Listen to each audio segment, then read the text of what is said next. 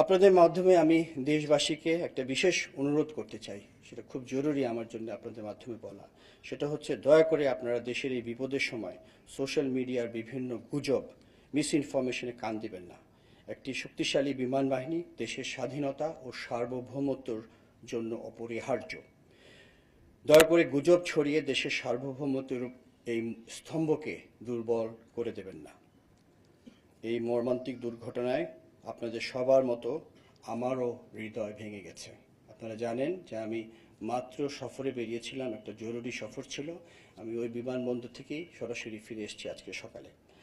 যখন সংবাদ পেয়েছি আমার বাকরুদ্ধ হয়ে গিয়েছিলাম যে অনেক দুর্ঘটনাই হয়েছে সারা বিশ্বে বিমান বাহিনীতে, বা বিমান দুর্ঘটনা আমরা জানি হইতেই পারে, কিন্তু এই ধরনের একটা হয়েছিল কিছুদিন আগে আমাদের প্রতিবেশী দেশে, যেখানে জনগণ অনেক মৃত্যুবরণ করেছে।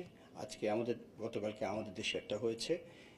সেই ধরনের দুর্ঘটনা খুব সচরাচর হয় না।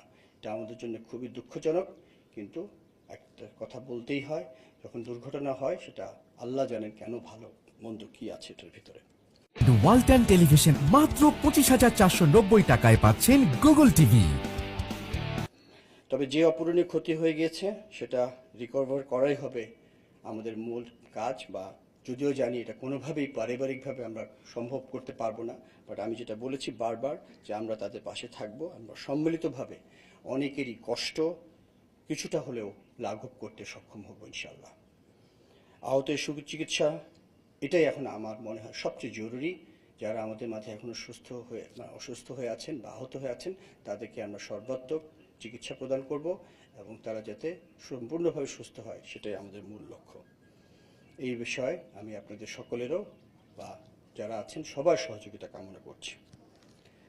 আরেকটা কথা আমি বলতে চাই আপনাদের মাধ্যমে to the international media, that the same thing which you have heard, the incident has taken place and we are doing our inquiry. It was a very sad incident. We will try our best to find out the causes, and of course we are with the people who got hurt, who got killed, who got injured. The whole country is with them, the government is with them, and Air Force and military forces will be with them till the last moment, whatever they need. Crash সাইটে এক ধরনের অশান্তি বিরাজ করছে, এটা সত্যি দুঃখজনক।